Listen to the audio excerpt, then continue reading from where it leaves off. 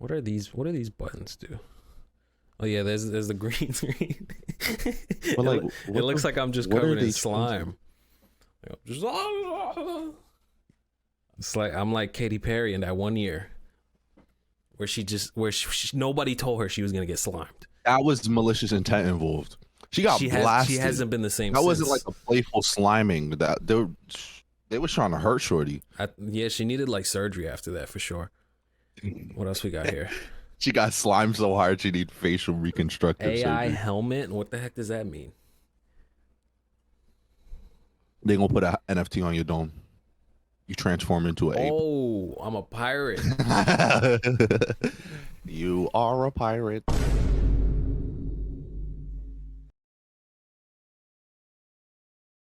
Oh, dang it. Dag nabbit. What's wrong, dude? What's the issue? Oh, I got an issue. God. I got an issue on my end. My mic is like floppy, so it kind of like it pushes towards me. It's kind of like how when a newborn is born and it kind of is attracted to like the nipple, so it knows like where the food is.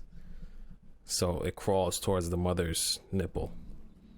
What are you talking about? It's science, bro. You experienced it at one point. You might not remember it, but dog, I remember every second of my life. People ask you what's your first memory. It was the cold touch of the doctor's hands, his gloves. Like when he spanked you to see if you were breathing. Hey, yo. Is that still a thing that surgeons do? I wonder. There's gotta be a better the whole way. point of it is to get the baby to take its first gasp of air. But like, there's gotta be a better way. Yeah, you starting people off with their kinks way too early. That's where it comes at the from. womb. You getting hit? That's wacky. You meet a girl. And she's like, you know, when we do what we do, I like a little spanking. What we do. When we do what we do. And you're just like, how did that happen? Oh, when I was born, you know, the doctor just. I didn't start it. Nah, this is ridiculous. Next. Cut that out. Cut that whole bit out. How do you want to start this episode? Should you have any ideas in mind, or? It's been a couple months. I don't think we remember how to do this.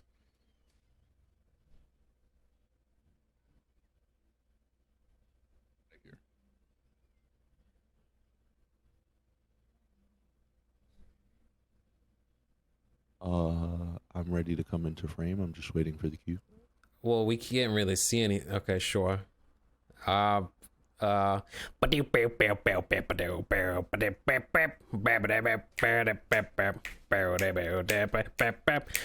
me, Kramer from the blackface episode. I went the full mile, got a full race swap. It's the same old Kramer. It's method acting, dude. What's your problem? That wasn't a good performance. That wasn't Oscar worthy. I don't even remember this episode you're talking about where he does blackface. I do remember. And mind you, I do remember the episode where at the Laugh Factory where Kramer was like, "I got a stand up bit tonight. Are you guys gonna come see?" I do remember that one. So maybe in his case, he was full method, and because that was the episode, right? He was dating a black girl, and completely unrelated, he got really into the tanning in the tanning salon. So he laid in the tanning bed too long, you know, classic trope. And he met this girl's family for the first time. Very brown, a lot browner than he usually is. But yeah, maybe his whole rant in the Laugh Factory, he still thought he was a black man. It's like that. I still haven't watched the whole thing, but I read off clips, and it was like we used to kill people like you. It's like that insane stuff. That what's his face? Grinch. What is his name? I'm blanking. Jim Carrey. It's like after he did that Andy Kaufman movie, and it took him like 3 years to break out a character. That's what happened to Michael Richards. It took him like 10 years to break out a character from that one episode. Yeah. But I'm not just gonna joke away Kramer's intense burning racism as method acting. He's wilding, right? But Jim Carrey as Andy Kaufman, I think it's either one of two things. he well, I think this is the case. He's probably not neurotypical or normal, right? Just the way he can shapeshift his skull, that's not a standard human trait. He's special in that way, right? But the other theory is that the spirit of Andy Kaufman possessed Jim Carrey I just for think he all was messing 3 with years everybody. and was puppeteering his body. But like, I think I stopped watching that documentary in the middle because I was like, this is weird. This is really weird. But yeah, Jim Carrey, generational talent right there. Amazing actor. Number one He's weird proven guy. that time and time again. Of course. I'm gonna be But- very sad when he dies. Yeah, That's like I coming think soon. a lot of people will be. But like, you say weird guy. Besides the Andy Kaufman situation, because that was weird for the Kaufman family and the staff involved in making the movie, but he hasn't hurt nobody, right? He's just a pretty wholesome At least I guy. don't think he has. He is a weird guy, though. He's always been, but Yeah. that's been his charm. That's been his thing. Yeah. It's an Ain't no acquired other Jim taste. Carrey. There's only one Jim Carrey. It's an acquired taste, just like this podcast. Coming at you, episode 43. Welcome back, baby. This time we're sitting in the comforts of our own homes, which is something we usually don't do. We're normally in an office. We spend about $5,000 a month just on our one office. Don't even get me started on the other offices we take part on. But unfortunately, with this little thing, I don't know if you guys heard of this little thing called COVID-19. It gets a little dicey in the here and now. So Never heard of him. so if you haven't noticed by now, our set's a little differently. I'm in my house. Jelani's in his multiple houses that he just recently bought. All off Bitcoin. With all off Bitcoin, Doomcoin, Dogecoin, whatever coin we got. Yeah. So with everything going on in both our personal lives and in society, COVID. Because we do live in a society. We unfortunately Let's do live in one. not forget that. We decided to take a little jab at remote recording, as we'd like to call it. I sent an This is email. not our first rodeo. Remember, we are real early in the pandemic.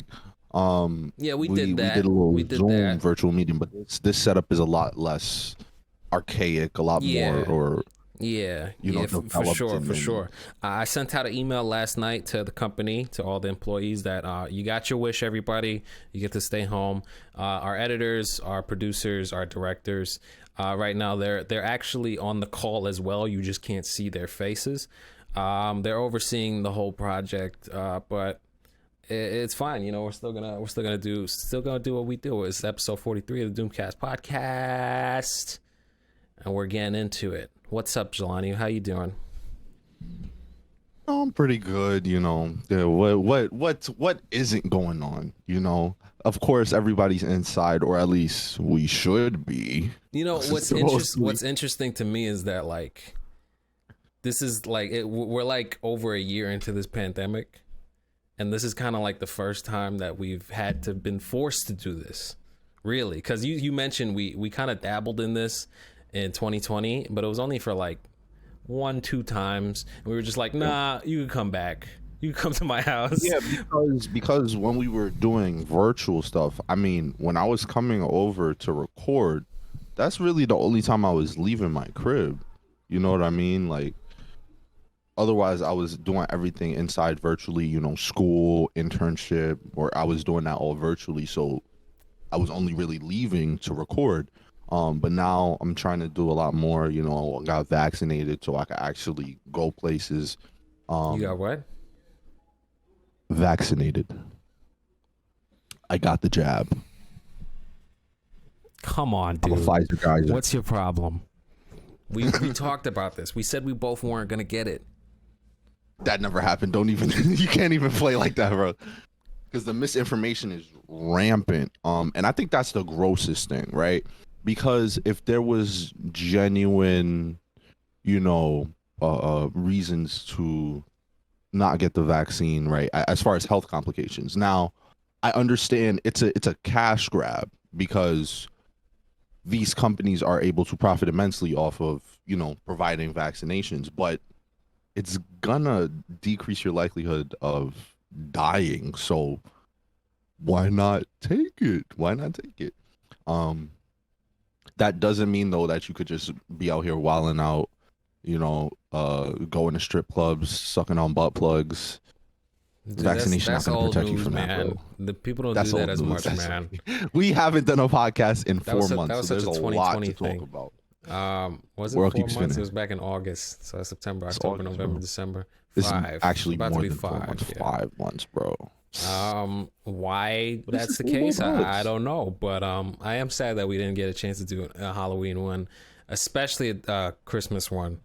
We did slack this past year, especially after doing them when we started the channel and then the year after. So it became a little bit of a 2-year tradition. It unfortunately ended at 2 years. But we will get, I promise, this year. Next we're year back. or this year, Lockdowns could be let up, eased up on. We could go or caroling. it could be even We could go worse, trick-or-treating. or it could be even worse. But which is why we're trying this Don't now. even say that, bro. Don't So say that. so no matter what happens, Say that. we know how to remote It's gonna record. get better. It has to get better. I don't know. Spanish flu lasted what, like 10 years? Bro, don't even say that, bro. Don't say that. I mean, You think you're funny? You think you're a funny guy? I like to be an optimist, but you also have to be a realist at the same time.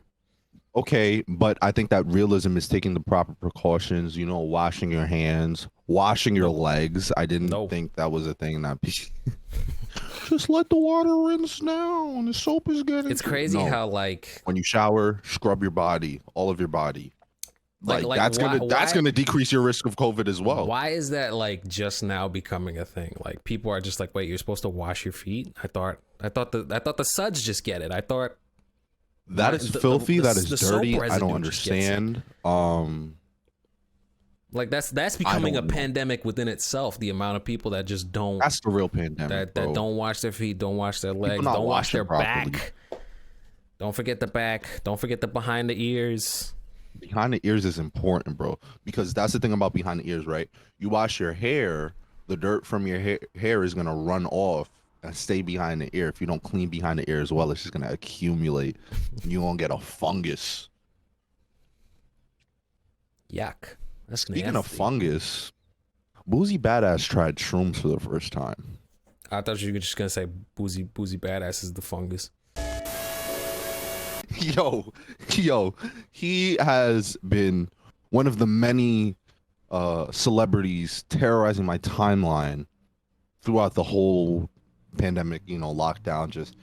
I'm just seeing news about him time and time again against my will. I think also in that same genre of celebrities is Megan Fox, Pete Davidson, Machine Gun Kelly. I don't want to know about them. I don't need to know about them. And yet and still, I hear about them every day. Who do you want to know? Who do you want to know about? Like, what celebrity do you want to know about? Because I know you have some. You can't front. You can't lie. I caught you. What do you mean you caught me? What is that supposed to mean? Because I expected you to be like, I don't dabble in celebrities' lives. I don't care. Their day to day, I really don't. I would, of course, and I wonder, because that's the whole thing. It's like never meet your heroes. Because whether it's celebrity or someone who's just really good at their craft, they get kind of turned into this type of mythology, People be acting like Tom Holland is Spider-Man. He's an actor. He could be though.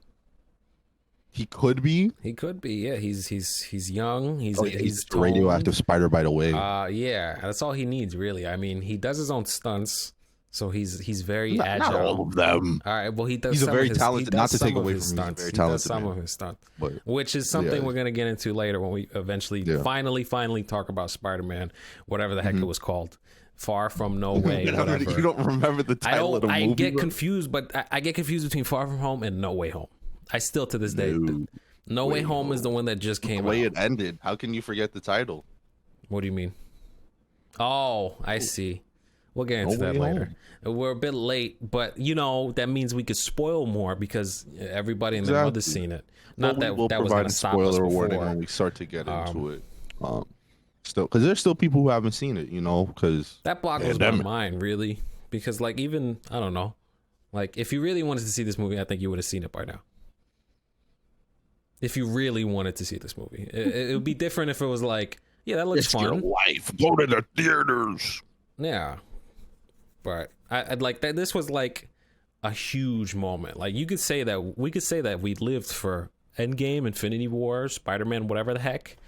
Yeah, so we were alive during the shift to where superheroes are like the main American blockbuster.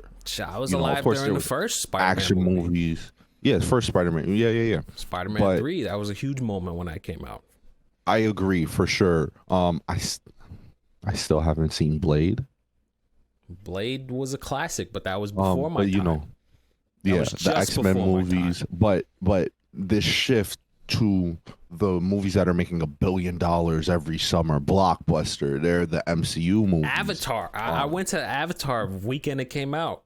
Yeah, that was mind blowing. That was crazy, and I was like, "This is not. This is only okay."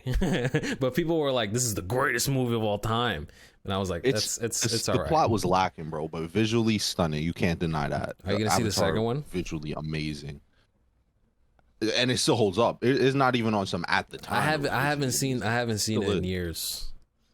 Are you gonna see the second one? Was on something just live, and I watched in the middle of it.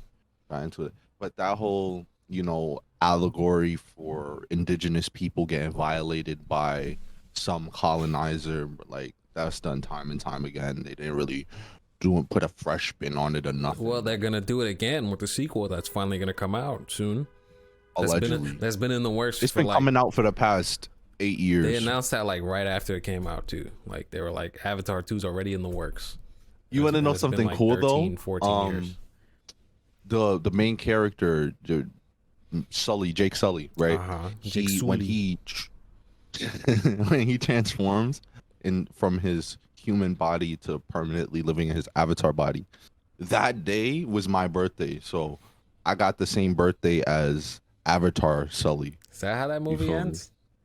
Yeah, that's how it ends. He permanently goes to his blue body. Because that movie and the Avatar Last Airbender movie came out around the same time, and I remember my family and I was like, we're gonna go see the Avatar movie, and I was so excited because I was gonna see the Avatar The Last Airbender movie, and then I sat in the theaters and I saw these blue people and I'm like, what the fuck, this is not Avatar. But in the end, what was the better movie? It was the better movie, but at the time when I was like at 7 years old, I was very disappointed.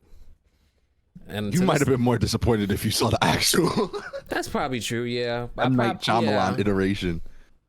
Yeah. Just not good. It just was not good.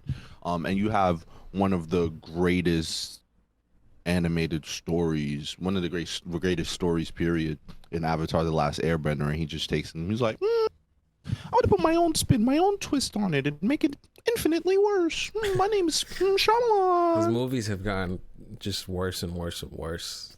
His last movie, what was it called? Old, where people go to this island. Oh, his movie specifically. Old. I thought you were saying as a whole. Yeah. He fell off. He fell off bad.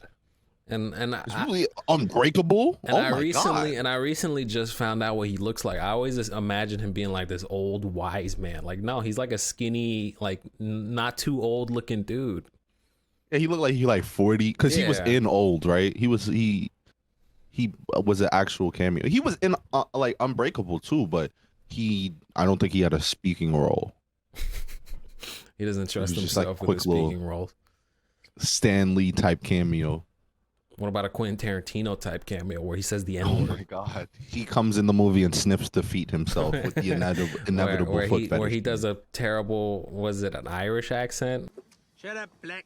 You ain't got nothing to say I want to hear. The fuck are you talking about? Who the fuck is Smitty McCall? What is the accent Tarantino does in Django Unchained? I don't know, but I know in Pulp Fiction, he was like, I am going to say the N-word as much as humanly possible. How much screen time y'all giving me? How many N words can I fit in that? But like, come on, that was OD. I don't know. That's his style of movie making. It's just how he does things. It's how he writes. He writes movies with the idea that he's gonna say the N-word and then builds everything around He's it. like, how can I form a plot This is my around baseline. saying the N-word? Yeah, it's like the scientific method of movie writing for him. Did you And that's finish how your we got Boozy all story? these amazing movies. What would Pulp Fiction have been without a Quentin Tarantino N-word scene? Did you finish your Boozy story? I mean, basically, he was on shrooms and he got gay high. Yeah, I did see that he video. was, It was pretty. and you should never, under any circumstances, be taking psychedelics and operating heavy machinery. But he was driving down what appeared to be a highway, humping the steering wheel. It was a highway. I think the bridge was like on the side too, so he could have easily like careened Wildly over. irresponsible. Yeah, Wildly irresponsible. for both himself and the people around him. But I don't when think has he responsibility. not been a danger? Yeah, I don't think responsibility is a thing that is in Lil Boozy's mindset. He is now popular because of his constant homophobia, the weird things that he does for his children. When he bought like a prostitute for his 12-year-old son, and it's just like that's And not it was, an issue, I think it was right? on multiple occasions. Yeah, I don't know how many kids he all has. my nephews. Oh, his nephews too. Like that's like not even his blood, not even his kids, for other people's kids. That's Lil Boozy. I'm calling And you out. then have the audacity when Lil Nas X, and mind you, Lil Nas X, when it comes to his videos, he hasn't missed yet. It's been like an incredible production, and he got range on it. It's crazy. Montero was a really cool video. When the sun goes down was a really cool video. So Lil, he's like the black male pop star right now, I think. But have the audacity to see Lil Nas X just stunting and go, think about the kids. What's the problem? Why are you making that face? Well, we know he's just blatantly homophobic under the guise of that's what it is, and he doesn't like to hide it because he thinks it's okay Yeah, he's because not that's hiding that's it how he anymore. grew up. You know, he was around guardians and adult figures that said those exact same things. Yeah. So now he's like, yeah, I'm gonna say the same thing because it's socially acceptable. But I think after a while, you as an adult have the responsibility to unlearn and relearn. We constantly get into this whole conversation, you know, in a playthrough that we haven't released yet. We talked about the whole Dave Chappelle thing and how he's just a crusty old man now, and he doesn't want to learn that certain things shouldn't be said now so that were tough to once see. funny at a certain point in his life. You know, it's the No Country for Old Men moment where he realizes that he's in a world that doesn't want him anymore. And it's sad to see, you know. It's really is sad to see. And I'm not gonna lie, there was points in that special, the closer, where I was laughing. Like it's not like he's not funny, but it's it's tough. It really is tough. Let me be clear, he's transphobic, right? And there's no room for that. You gotta like, and it. I think the people who are defending him, the argument that they're making is stand-up comedy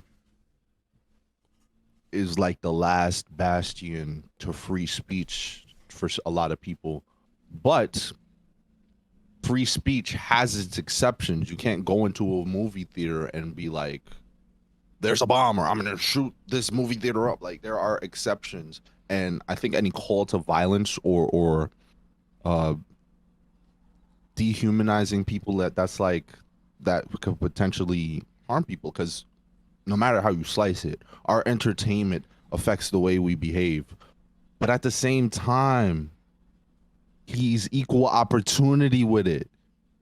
He's clowning black people, he's clowning Asian people, he's clowning Latino people. Like, it's so there is a certain equality in that. But if that's your comedy, if that's your brand of comedy, Can I talk about the dream I had last night? oh, of course. No, see, I don't even think it's that funny because it's not really that funny of a dream, but it's certainly like. So I have a lot of dreams where I'm back in school, like whether that be elementary, middle school, high school, And in this Trauma. dream, and then in this dream last night, I was in a classroom. There was a big window to the left of us, and there was two girls that we both grew up knowing. I won't say their names. It's not important. But we were just, it was like a math class. I had this random teacher, and they just start arguing. The two girls that we know, they're sitting next to each other, and they just start arguing. They just start going at it. And the rest of They pull out one cup. and that's how they settle it. Yeah, that's actually just how the dream ends. You I still pulled it never right out watched of my that head. video, and I never will. We should do it on video. Oh, Throwback to that's like our first reaction. throwback video. to 2007 Just jumping videos, into the yeah. deep end. So they start like cat fighting, and you know the instigator group that is teenagers, they're like, oh, they about to fight, oh my god. And World star. one of the girls just picks her up, throws her out the window, and we're like on the 6th floor, and we just hear her, and I'm just like, I just witnessed a murder. Like this is It's one of those dreams where you genuinely think it's real, so you're like, oh my god. Yeah, I'm just like, and then the teacher like runs to the window, looks down, sees like her corpse, and she's like, oh my god, call the ambulance. She's like screaming, and I'm just frightened, and everybody's so scared. Then the cops come to pick the other girl that threw her out, and we're all like, yeah, she was always crazy. That was bound to happen. Somebody should have stopped her. And then she runs in the classroom and jumps out the window herself.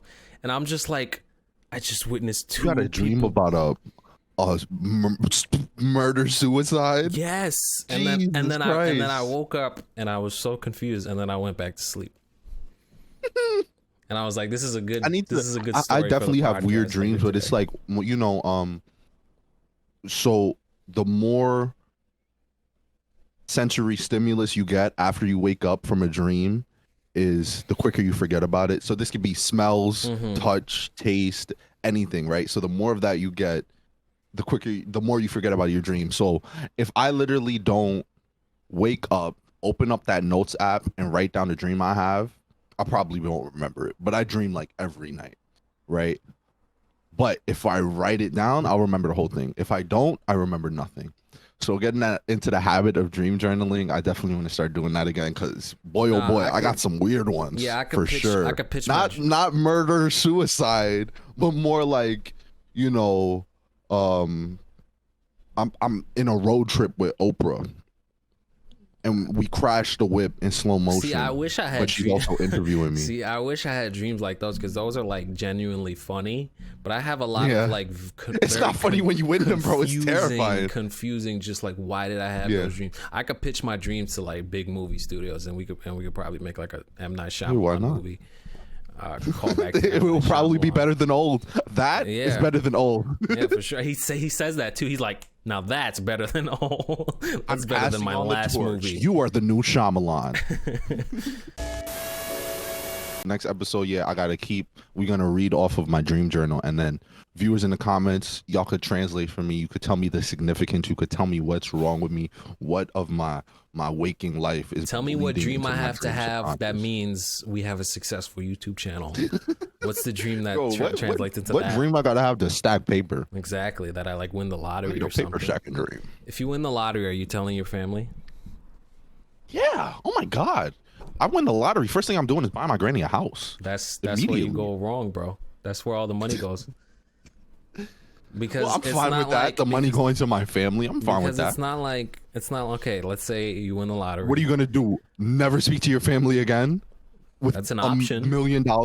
That's an option. I mean, for some people, I wouldn't No, say. it's not, I would tell my mom and my sisters. That's it. I wouldn't tell my aunt. Yeah. I wouldn't Immediate tell, family. I feel you on Yeah. that. I wouldn't tell Like my whole family. cousins thrice removed. They're not getting cars. What? Exactly. No. I wouldn't tell that. But they don't know that. They're gonna assume that I'm gonna be like, yeah, I got the money to spend. Here you go. I'll pay for your operations, your cars, your Yeah. houses. So immediately I would. Sorry, I turned my mic off 1 second. Very unprofessional. I would. Yeah. Sorry. And we're supposed to be the last ethical podcast. Exactly. I'm over here turning off the mic. But yeah, I would definitely put the elders of my family in a position where they could actually relax, because why are you as an elder working, you know, retire, chill. And not to say, you know, when I get older, I just want to sleep and relax. And then I think that's just a precursor to death. Once you stop moving and getting up every day and doing things that you just what slowly if you start have to a really decay, bad hip injury and then you want to that could put you out of commission for real. Exactly. For real. Yeah, I'm not saying I don't sympathize with that, but I'm saying like, God, just keep swimming for real. But I would definitely want to put them in a position where they could just chill for the first time in their lives. Studio space. We were talking about that before we press record, but definitely that's a dream to have. Is just a What about your own house? Would you not buy your own place? See, I don't think I'm ready for home ownership. That's a big commitment. People talk about just Not getting even a just house, like not it's even like, just a house, like just an apartment. oh, definitely an apartment. Definitely an apartment. Yeah. But like the whole maintenance and repairs and stuff, and that's But if stress. you're not doing that if you get $1 million, you're only doing that if Or that million could go quick. Exactly. Especially if you don't have the income to do it. But yeah, I would do an apartment. You would have to do this if you got equipment. like the big jack, like a $64 million jackpot. Mm-hmm. And then that is, oh, so we think I got 64 mils? Yeah, but that's before taxes. What's after taxes then? You're making the hypothetical, bro. What is it after taxes? $5,000. 5,000. Nobody ever talks about. Nobody ever talks about. Million. Oh my God. Nobody ever talks about what's the taxes like if you win the lottery. And then it turns to 5 bands. Yeah, you 64 million. You don't think the shattering the gonna... jackpot. I'm going up to that big ball where all the ping pong balls are slamming it on the ground. That's mad disrespectful. Take that, government. I win $64 million and you give me 5 bands. Take that, IRS. You acting like the IRS hasn't done worse. Oh yeah, you're right. Come on, man. Moral of the story: don't win the lottery. Taxing the rich is not a bad thing. What about us? I'm rich. I think the poorest people you don't should have be to taxed say it free. on live. You could still. Oh yeah, that's the thing. Okay, I feel like if I became rich, the viewers certainly wouldn't know. Yeah, I wouldn't want to be transparent. They don't need to know that.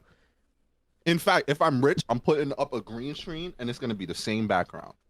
That's smart. But then no. Green screen down. I saw something on TikTok. Somebody made a green screen background of their exact background, but it was just a loop of themselves putting a cup of coffee on the table right next to them.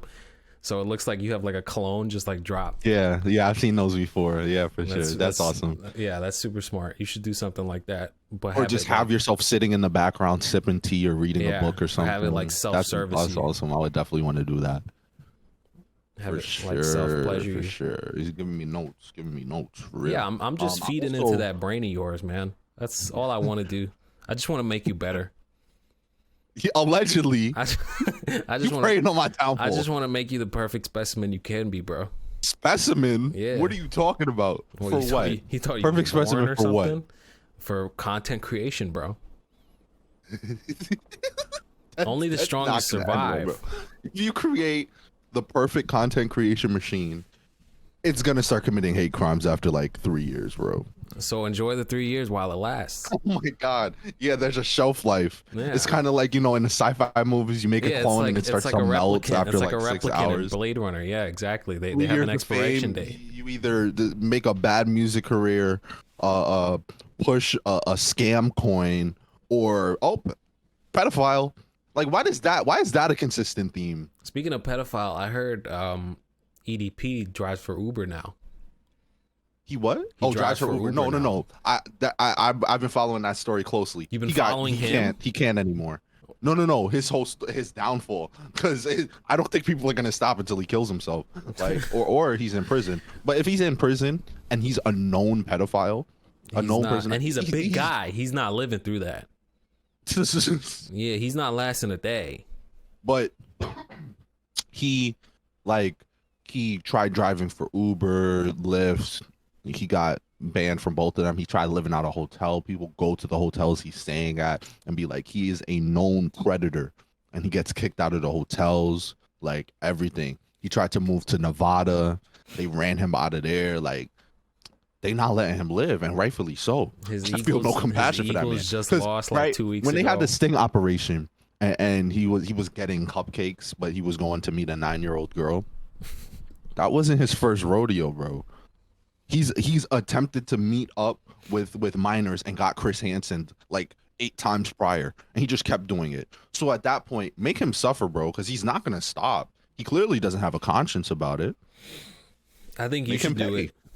I think you should be the one to I put him need up to be the pasture. Punisher. Yeah. I was I just need about to to become say, a vigilante. You should be, because that speech you just said was like straight out of Daredevil season 2, like verbatim. Oh my gosh, I'm giving John Bernthal a run for his money. Do you think he's gonna Bro. come back? I hope so, man. I don't think he is. Mind you, I've read a lot of comics, right? But I've never read a Punisher comic. Really? You've read a So- lot of comics? Oh, I shut didn't up. know that. I've never read a Punisher comic. So I don't know, like, if he really made it his own or if it was a perfect adaptation of the character. I just know it was thoroughly entertaining to watch, you know. But I do feel that he was best in Daredevil, much better than in his own show. And I just think that's because the Daredevil writers have been incredible. Yeah, I Now, never finished that makes the me Punisher think, show. is Charlie Cox gonna fall off if the writers are different? I don't think so. Well, because I don't think John Bernthal and Charlie Cox are comparable. I think Charlie Cox is on another level. John Bernthal's a really good actor, but I don't know. Charlie Cox is like, he's up there. He's best actor you never heard of. All right, that's a bit like best actor you never. People have heard of Charlie Cox. He's not a household name Because yet, of but Daredevil. When he gets introduced to the MCU, he's gonna be a household name for sure. They're When's gonna be that saying gonna happen? Charlie Cox like Chris Evans. When's that gonna happen?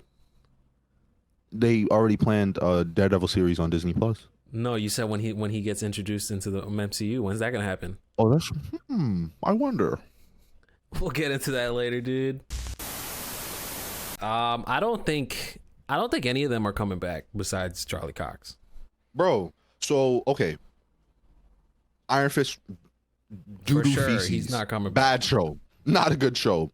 Luke Cage had its moments, but I think there was a fundamental flaw in that they kept trying to shoot the bulletproof man, and one of the villains in the show literally suggests, why do you keep trying to shoot him? Have you tried to poison him? Have you tried to burn him? Have you tried to drown him? Have you tried to seduce him? You're getting And you're they getting into suggest- like the shows themselves. I'm talking about the actors and the characters. Actor? Are Oh, they okay. coming Mike Coulter, back? he was a great Luke Cage to me. So I agree, but I don't think they're bringing them. Muffy? I think they're expendable in the terms of Kevin Feige and MCU.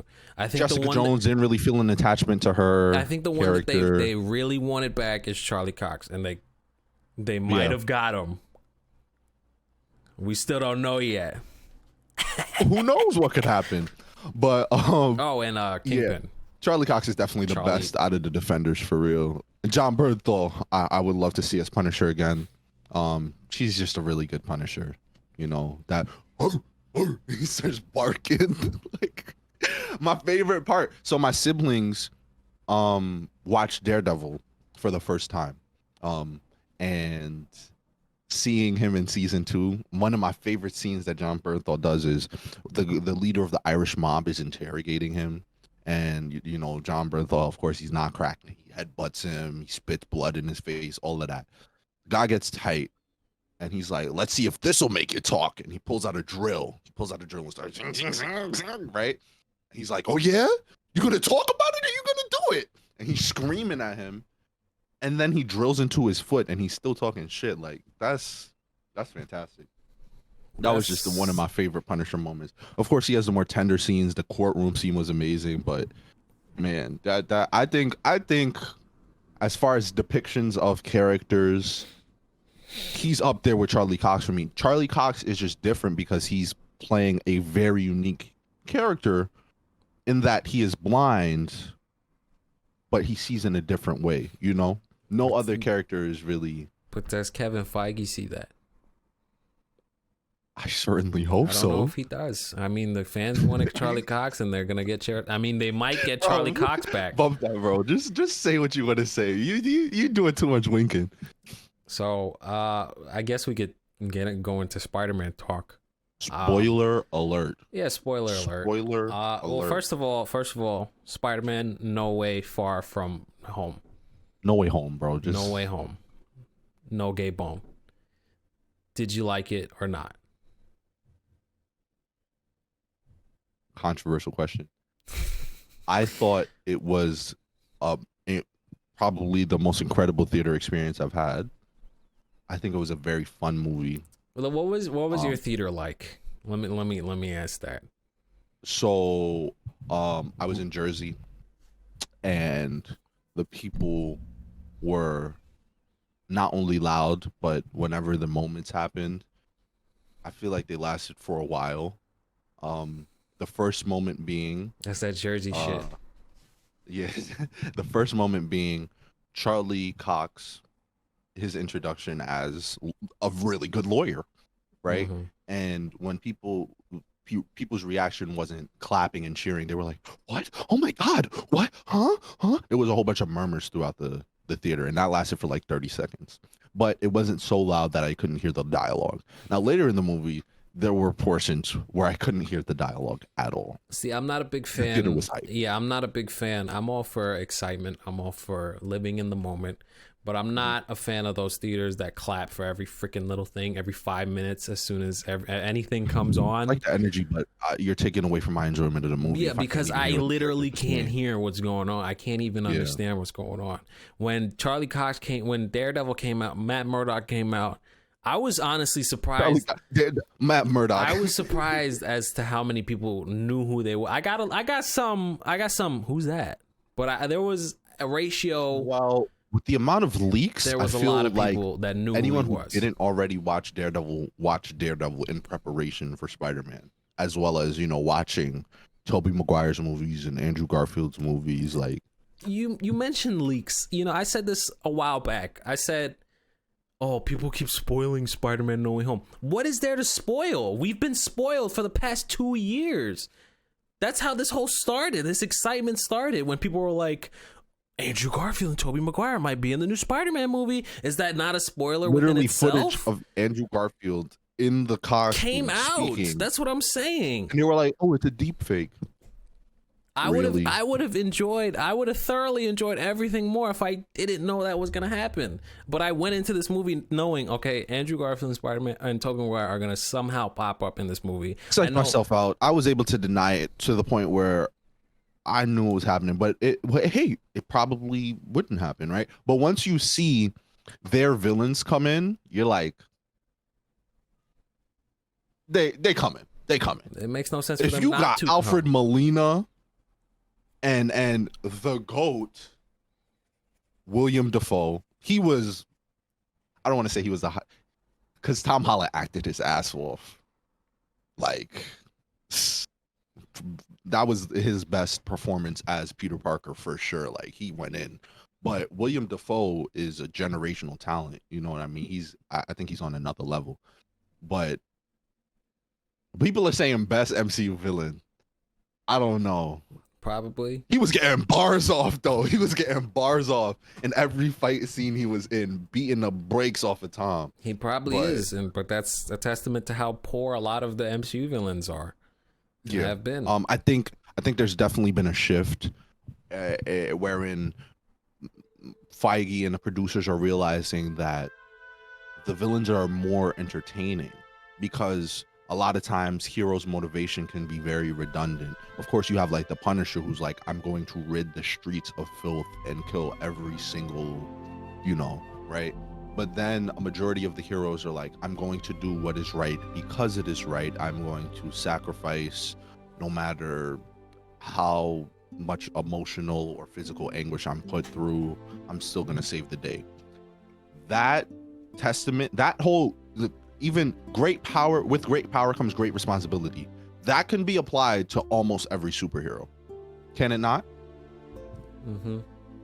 So I think that this movie went even further into what makes Spider-Man Spider-Man, not just great power comes great responsibility. I think what makes Spider-Man is the fact that he's a failure. No matter what iteration, there is a failure, whether it's a failure to, uphold and maintain the relationships that are important to him, going to Mary Jane's plays, What are you getting saving at? Gwen Hold on, Stacy. what's your point? What are you getting at? How did this I start? went way off the rails. We were but talking about Green Goblin.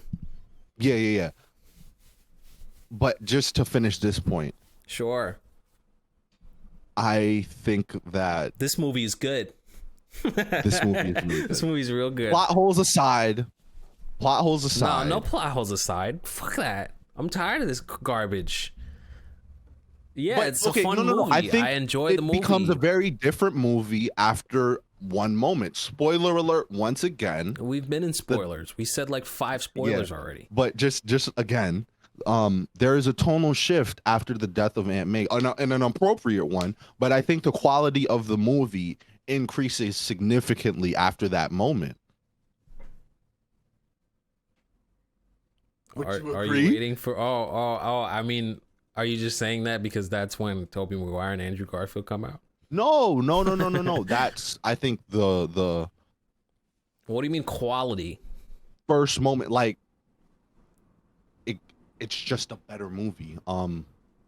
And let me try to articulate that better than just saying it's a better movie. But I'm more emotionally invested in these characters when looking back at the first 2 in Tom Holland's trilogy, first 2 movies in Tom Holland trilogy. I didn't care about that Aunt May. Like, okay, Marissa Tomei's hot. Yeah, we get it. She's flirting with Tony Stark. But like, because there was nothing. She didn't serve as his moral compass. Yeah. But with that being said, I didn't feel that much when she died because of that. I agree. And I feel that all of the character development they did for Aunt May, besides, of course, her being the comedic relief and being a relative and confidant of Peter Parker, she wasn't that moral compass until No Way Home. And I think they did a lot of character development on the back burner. Like, and then to just kill her that quick, it's like, as opposed to in Spider-Man PS4, that Aunt May's death, that felt very different. Oh, now he's spoiling Spider-Man PS4? Come on, man. Bro, that game been out for like half a decade. Come on. Favorite parts in this movie, I really like the scene that was in every trailer with on the highway. Mainly when Green Goblin comes out. That's probably my favorite introduction. If we're talking about introductions later on, when Andrew Garfield and Tobey Maguire come out, I feel like Tobey Maguire's introduction looks really weird. It looks like a fan-made introduction. It was CG, so where he pops the in, fact that the pandemic it really affects. I'm not gonna give them. I'm not gonna give them any slack. They're Marvel and Disney. They have the money, all the money in the world. Yeah, but it was the fact that there were scheduling conflicts, and that made it so that they couldn't really do the CG until last minute. If you watched it like opening weekend, you're seeing a much different cut of the movie as far as the CGI elements. Like, they're a lot more polished if you go to the theater and watch it now. I heard that there's different versions of the movie that have played. Did they change the reuse footage of Sandman from Spider-Man 3? I don't remember. I don't remember that. What reuse footage? What part was that? When he becomes Flint Marko again, and it's literally the same scene where he first gets all melted away in the sewer in Spider-Man 3. It's the exact same scene, but in reverse. So instead it's an homage. To this day, I still see stuff like, oh, this one scene is a homage to this one obscure scene in Spider-Man 1 from Sam Raimi, and it's like, shut up, bro. Shut up. And I when Norman Osborn went, you know, I'm something of a scientist myself, I rolled my eyes in the theater. I'm not gonna lie. That wasn't like they were trying too hard for the memeable moments. I think the one where they all pointed to each other in the lab coats, that one happened kind of naturally, and that was cute. But they were forcing it a lot of times, for sure. Really? That's interesting. You don't think so? I think I agree. Yeah, I think I'd say I agree. I don't know. I still enjoy these. Well, whatever Spider-Man movie is gonna come out, I'm always gonna see it. But the MCU movies have gotten to this point. That's the greatest superhero of all time to me. The MCU movies have gotten to this point where it's just like, ha ha ha, funny current thing, throw it right at you, no matter what's going on in the scene, and it's annoying at this point. It really is annoying. The GOAT Sam Raimi. Oh, Jesus Christ! I'm done. Podcast is over. No. I'm not talking about his Spider-Man movies. I'm saying there does seem to be a tonal shift for the Doctor Strange. From I haven't read any of the leaks. I don't want to know the plot of the movie before I see the movie, because all that's gonna happen is create a very rigid expectation for the movie, and if they deviate from it, I'm gonna be like, oh, that's not what I was expecting. But the trailer looked good.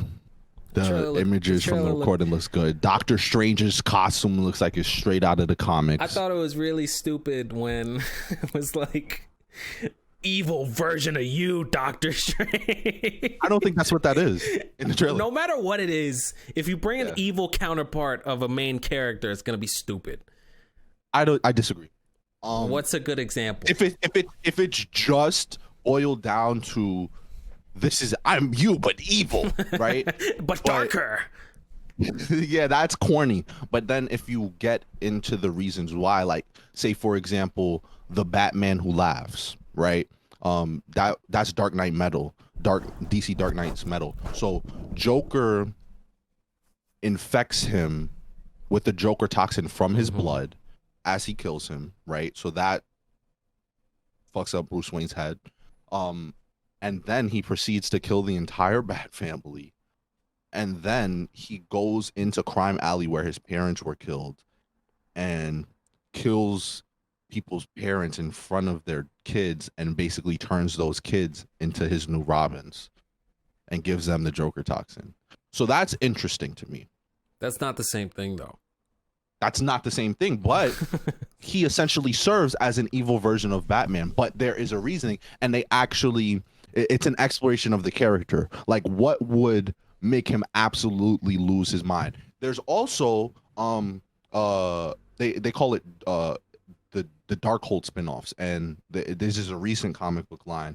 They have it with Spider-Man, Iron Man, and just like, dude, what would happen if?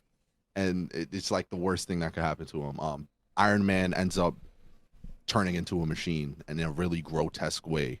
Like he makes an armor and it regenerates him, but then it goes too far and it's on some cyborg where it calculates that the human parts of him need to be fixed. They should do that storyline in the next Iron Man movie instead of Riri not the Williams. Next Iron Man movie, but like What If Season 2. I was disappointed with some of the episodes. I didn't watch it other than the zombies episode. So and that was crazy to me. But did you see the way that zombies episode ended? It didn't end. It doesn't have an ending. It has ended a cliffhanger. It ended on a cliffhanger. Yeah. When I say end, it ends with a zombie Scarlet Witch and a zombie Thanos, and they don't do anything with that. It's not yet. So I was very underwhelmed. bro. With all of the Disney Plus finales, I've been incredibly underwhelmed. But Marvel doesn't know how to end their movies. They don't know how to end their movies other than big flashy battle. That's it. Yeah.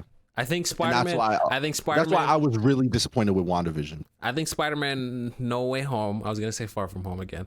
Spider-Man No Way Home actually has a pretty good ending. I like the ending of this movie. Oh my god, yeah, because that and okay, I read a tweet I think yesterday, and it was like at the end of each movie in that trilogy, it's like, okay, everything we saw before. He was a Spider Boy, but now he's a Spider-Man. You know, he has that moment where he's in the homemade suit lifting up the building, and it's like, now that makes him Spider-Man. And then they have the moment in Spider-Man Far From Home where he makes his own suit, and it's like, he's his own Spider-Man. But now it really feels that way. You know, like he got nobody. He got nobody left. And I like the fact that John Watts was able to tell his story and have, like, you know, a more techie Peter Parker that went to space and fought Thanos, you know, all of this stuff. But he left it off in a way where it's a completely clean slate. And whoever decides to do the next Spider-Man trilogy or pick up with the character and write for the character next, they're getting like a comic Spider-Man, stitched his own suit, suffering, struggling, hungry, trying to make rent. I think he did that because of some of the flack he's gotten with how he's made Spider-Man. I don't think that was ever in the cards. I think he was gonna go on with Iron Boy Jr., but when people were like, no, that's not Spider-Man, he was like, okay, I'll change some things. And that's why he killed off Aunt May. That's why he's not with MJ anymore, or Ned. So now you, again, clean slate. Okay, but it's it's both a clean slate, but it could be a continuation of that. I was in denial about the whole Iron Boy Jr. thing. I was like, no, no. But seeing him on that last swing with the hand stitch shoot, that's what Spider-Man is, bro. And that was amazing. That was like, yo. But I think the way it leaves off, Ned and MJ can definitely come back. I have no clue what they're going to do because it's up to the writers and the executive producers, right? But I feel like they were setting up Ned being the Hobgoblin, but instead of like the way the Green Goblin is more technologically based, the Hobgoblin would be like a magical Spider-Man villain. And I feel like a lot of Spider-Man villains are tech-based. Doc Ock, Vulture, Green Goblin, a lot of iterations of the Rhino. But if you have this magic Hobgoblin who's making portals and throwing daggers through them at Spider-Man, I think that would be very entertaining to watch. I think it would have a lot of emotional weight. And I think they did all of that Hobgoblin development for Ned in No Way Home, because we heard nothing of his magical prowess and using the sling ring and his grandmother saying that he's always been a magical little boy. We heard nothing of that in the first two movies. I feel like they developed both. They developed Ned in the same way they developed Aunt May, which is just adding mad character in the last movie. So he still knows his magic even after the spell that completely so I think he would still know the magic after a spell because he didn't receive any training. It's just been like, you know, off of instinct, you know. But I think the spell would drastically affect his mind because Peter was like his only friend for the entirety of high school. Think about all the time me and you spent together in high school. That's like a lot of hours. And just to have all of that erased from your mind, you're going to be a little wonky. You're going to have a couple of Joker moments, you know? Like, that's not going to affect your mind in a good way. But the spell is probably the most glaring plot hole in my mind, right? I like the fact that they acknowledged in the movie, like, bro, you didn't go and try to talk to admissions before you asked Doctor Strange to I didn't know you could do that. Oh, you could. You definitely can. I didn't know, but then again, I never applied for any colleges, so yeah. But you could go and send a letter. You can call up admissions and be like, yes, I know I've been waitlisted or I've been deferred, but is there any way I could, like, you know, get a coffee and we could talk this through, you know? Is there any way I could slide this Benjamin or on your desk and maybe your answer will be a little different? Anyway, miss. Jesus Christ. But and he ends up doing that and it ends up working. So the spell was completely like he wasted his time and he killed his aunt. And that was the thing. He's a failure. All of everything that happened was the repercussions of his actions, right? And if he were to just go to admissions and talk to them, he could have fixed it the same way. But even in the spell, like the phrasing of the spell and what he asked Doctor Strange to do was a failure. He could have very easily gone to Doctor Strange and been like, could you erase Mysterio from the minds of the entire world? Like, so they'll never remember he existed, so they won't think I killed him, and they won't know my identity because everything Mysterio did completely erased, right? That would have worked, but we wouldn't have gotten No Way Home. So it's like a necessary evil, I guess. I like, you know, I'm perfectly fine with the clean slate. I'm perfectly fine. I would be fine if they didn't bring back Ned Leeds or this version of MJ. Yeah, and I think that could work. It could easily work, but I don't think that's what's going to happen. Could be you bring in Timothy Chalamet as Harry Osborn. Why Timothy Chalamet? Because that's a lot of people fan casting him and want him to be that. Because people are weirdos. Why?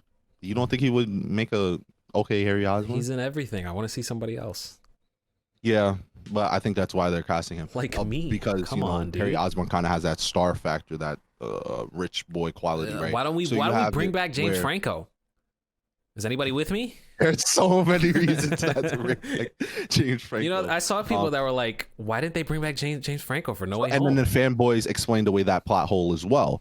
In the spell, he asked to keep the memories of, or for his aunt, his love interest and his best friend to retain their memories. And so the spell wouldn't pull in alternate Aunt May's and alternate Gwen Stacy's and Mary Jane's or Harry Osborn's, because he asked for them to be excluded from the spell. Now, I think that's a reach, a stretch. But if they would have said that in the movie, it would have worked. Going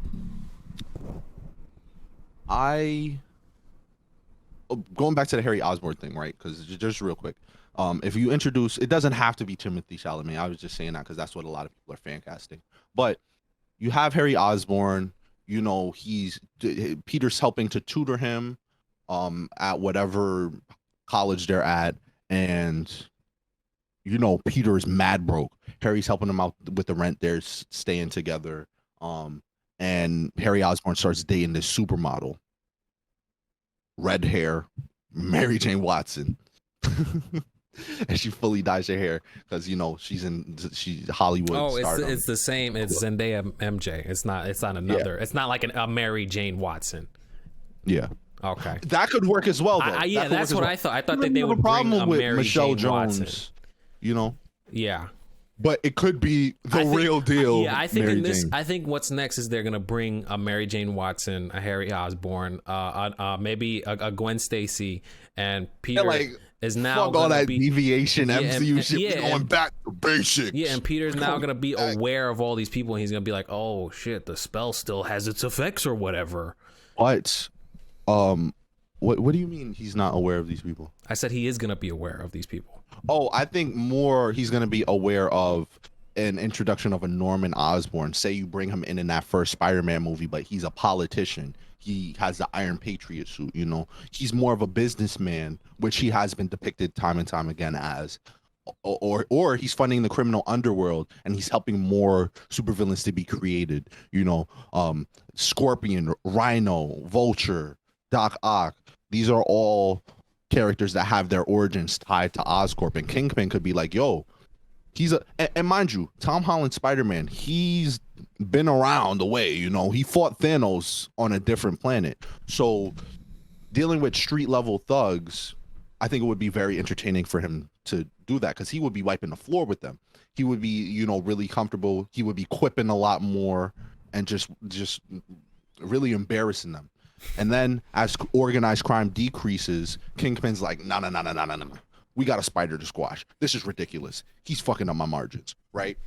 Boom. Matt Gargan comes back, gives him the Scorpion suit. Maybe you introduce a Rhino as well. So he's getting double teamed. He's getting DP'd, right? And then you introduce Daredevil to help him out. Because we still haven't gotten Daredevil in the MCU. We got a really good lawyer, which was still amazing. And I would love to see Matt Murdock in She-Hulk more than I would love to see Daredevil in She-Hulk. I want that street level vibe back. And I think that's what we're gonna get with She-Hulk, the new trilogy. But they're gonna somehow still make it cosmic with Secret Wars, whenever Galactus comes out. Maybe they'll tie in Fantastic Four or X-Men, some type thing, because we're still waiting on them to come out. So, we've been having this conversation since the start of this podcast, is when the X-Men and Fantastic Four are going to come out. I can't wait for the day it finally happens. The introduction of the Doomcast for sure. But specifically speaking, not to what you said at the end, but at the beginning,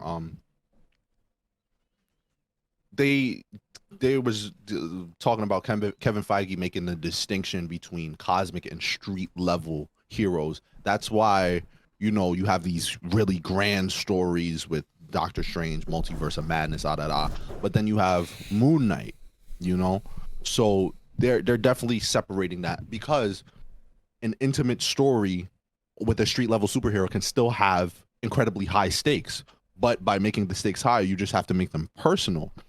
And I think that's kind of more entertaining to root for somebody who has a stake in a fight, as opposed to just being like, oh, if we don't save the day, the entire multiverse will collapse. Well, do you think we're gonna get to a point in Marvel movies where they're gonna be like comics? Because so Spider-Man swinging through Manhattan and he bumps past Falcon, Captain America, or he runs past Daredevil fighting people, even if it's just for a scene.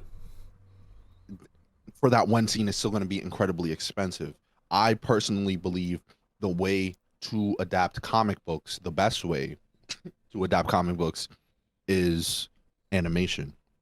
Animation was my first introduction to those characters. Ultimate Avengers and Ultimate Avengers 2. I watched those movies before I read any comic, but after watching those movies, I was like, I gotta get some more of this. And that's what got me into comics. But if you have animation and you have like Into the Spider-Verse, you can have a star-studded cast for significantly less money. And for them to just record that voice line, you know, from the comfort of their own home, that's not going to charge as much as Tobey Maguire going to a studio and them having to edit him into the movie. But why is money an issue with you? Not for me, but money is the thing that's stopping people from reprising their roles. Who's people?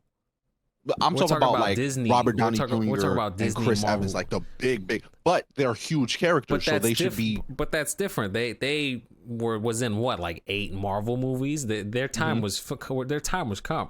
We still have Anthony Mackie for another couple more movies. The longevity of the roles lasts a lot longer if you're just able to go into a booth and record it. It's a lot less taxing on their body. They don't have to take that Disney steroids that turned Kumail Nanjiani maybe they from want those a Silicon Disney Valley steroids. dude to a literal Bollywood star. That takes a toll on your body. That takes years off your life. You know, so they have you gotta pay them a little bit extra. If Disney can do it to Walt, they could do it to all their other actors. Just put them in the freezer. Oh, nah. You know what? I like that conspiracy theory, and I think it's probably true that Walt Disney is cryogenically frozen. He probably already got clones. He might have put his actual brain in Kevin Feige's body and he's just puppeteering it around. But I think the best way to adapt comics is definitely animation, and we're gonna see that in Across the Spider-Verse, because they're talking about having a different style for each universe that they visit. And I think that's going to absolutely shake up the medium Sony, the same way the first movie did. Huh? That's Sony, though. We're talking about MCU. Yeah. I think they should completely follow in different Sony's footsteps. They're not, I think, though. I'm not saying animation is the best medium for media, period.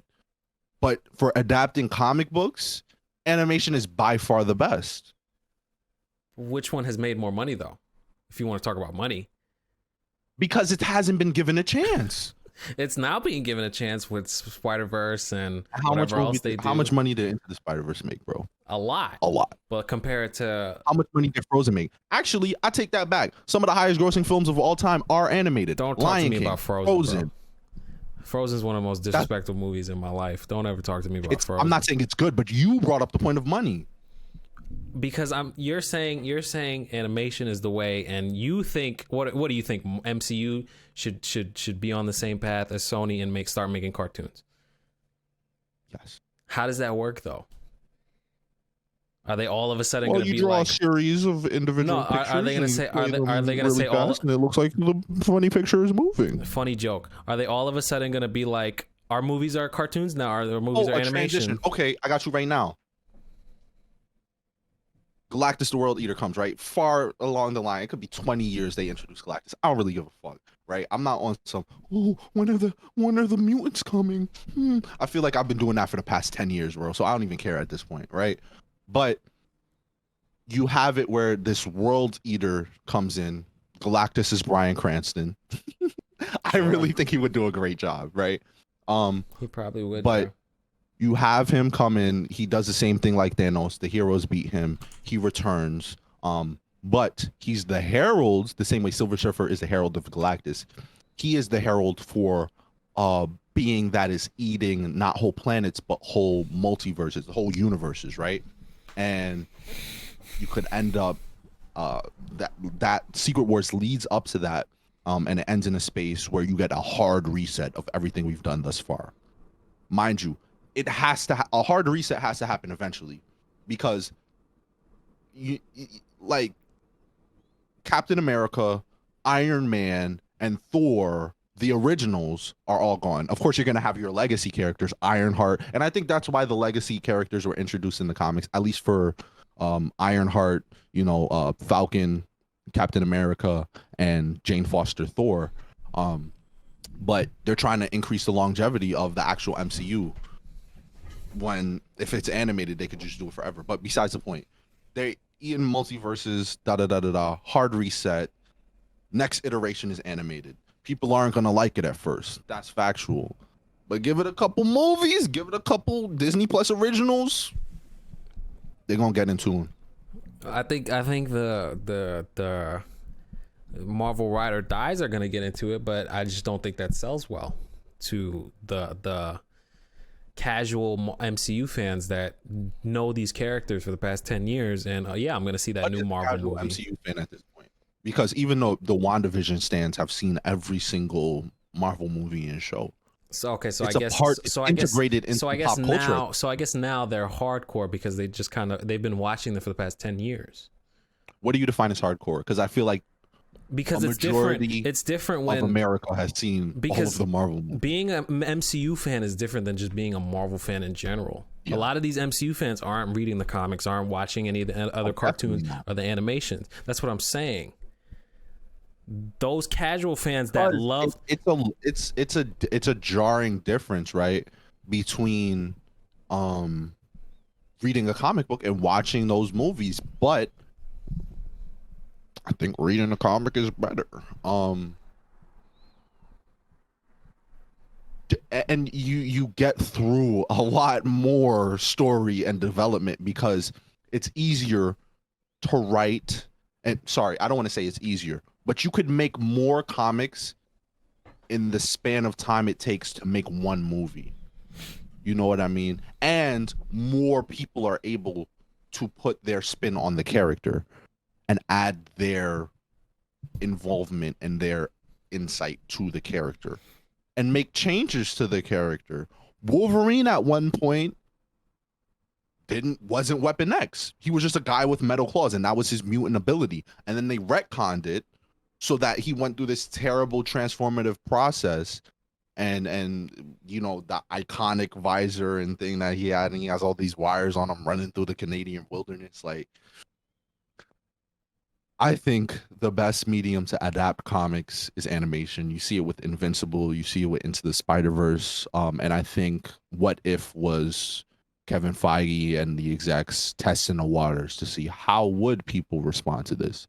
And I like the animation style of What If. Didn't really like the writing though, I'm not gonna lie. I was really excited to see Gamora's What If situation, and they only showed it in the last episode. She didn't even get her own episode. And it was Gamora in Thanos' armor with Tony Stark with what looked like this Sakaran Hulkbuster. And they were like, we're going to show him for 20 seconds. No episode for you.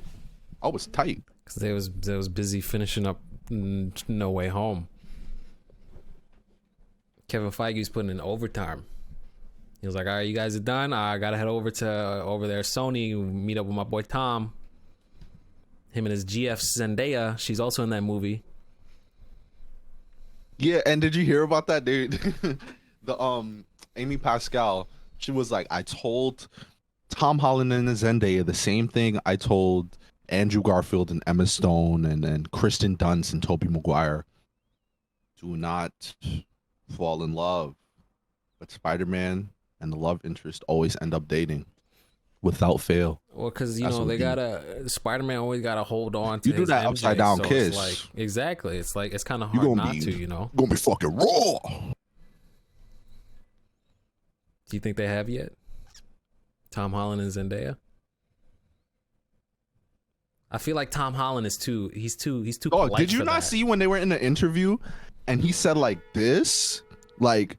And a web came out. It's a suggestive gesture, and yeah, but he's doing the Spider-Man thing. But you know what that can be translated as. And Zendaya, I added it in. Zendaya looks at him and bites her lip like she's having a flashback.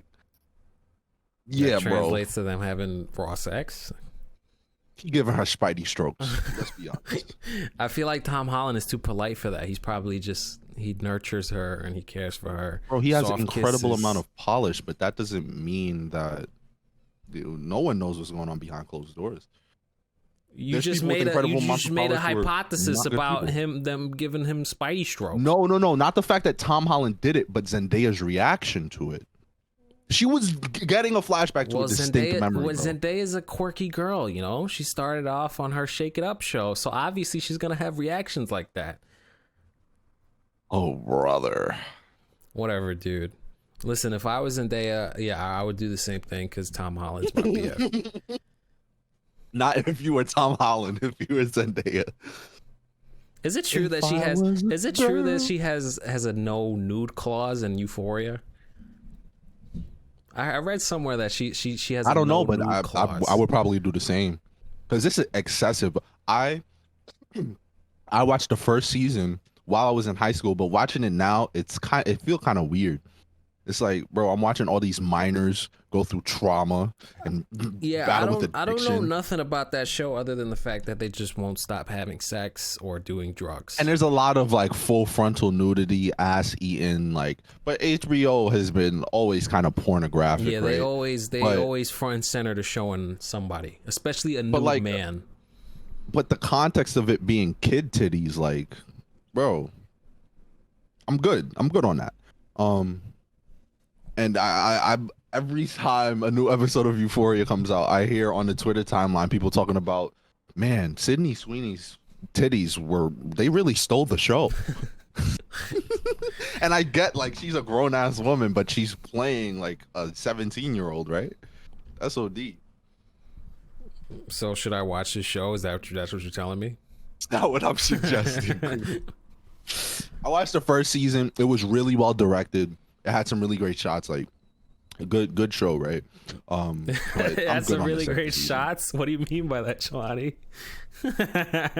You were just telling me about Sydney Sweeney. They do some really cool stuff with colors Sydney Sweeney. And the fact that there's a lot of characters that are under the influence of drugs. I think they translate that well through the camera, you know. Yeah, sure, man.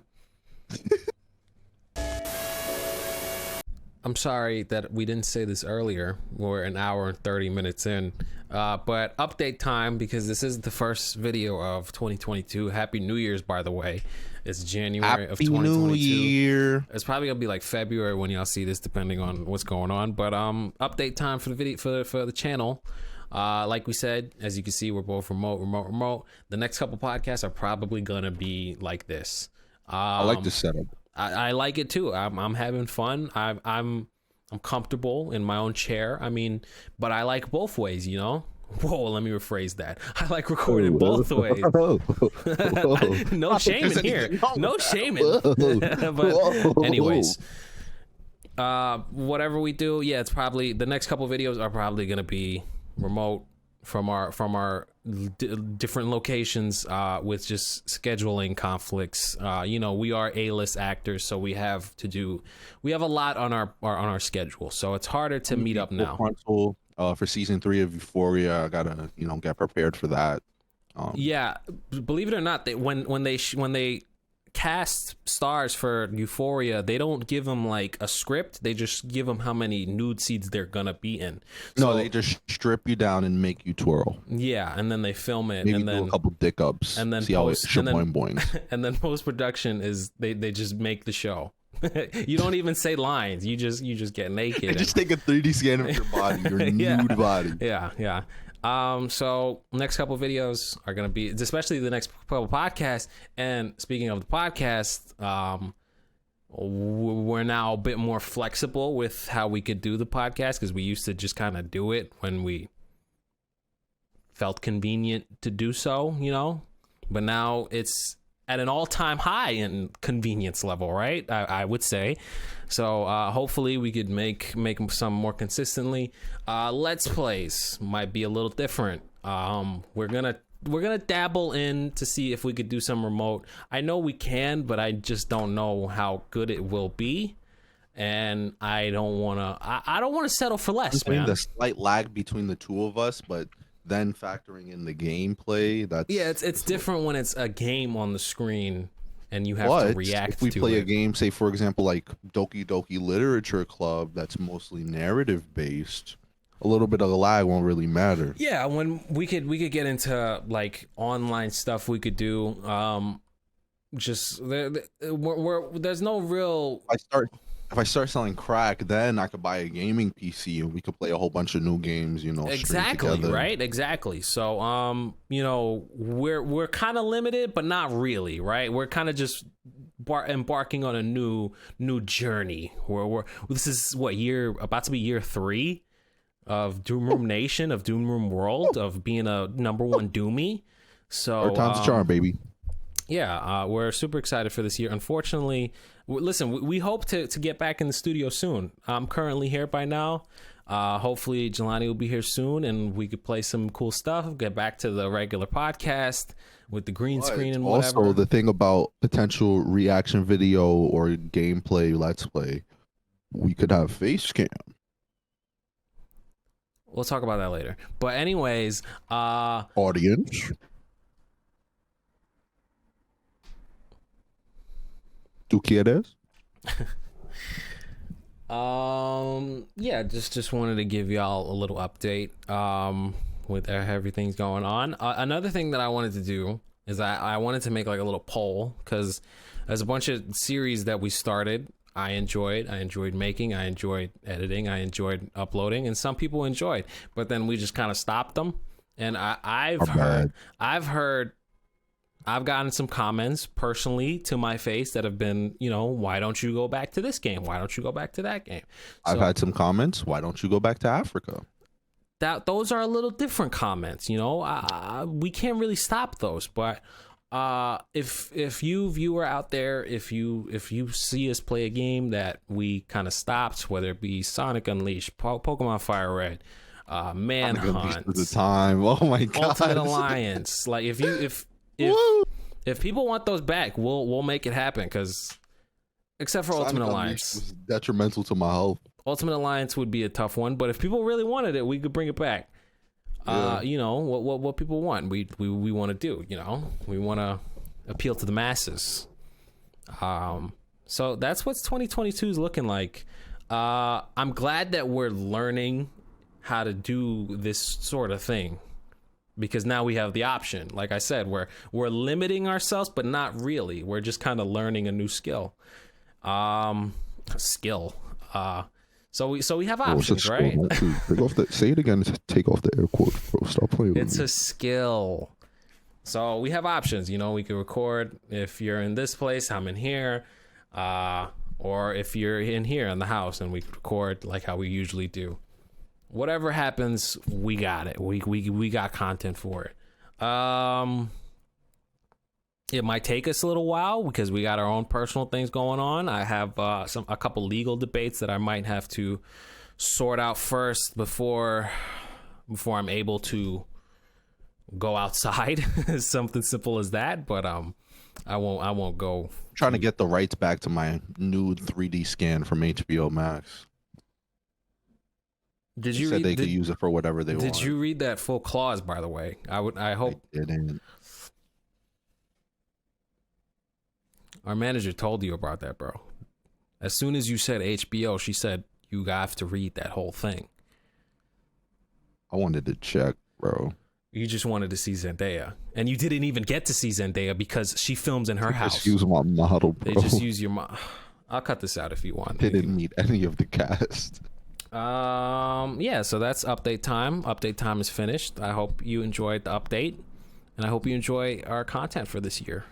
Anything you like to add, my good man? A toast. I know you don't have a cup, but a toast. I have a viewers remote. at home. Maybe you're watching this podcast while you're eating and drinking. That works. You could sip from that remote, right? Yeah, the oils from my hand. What are we toasting?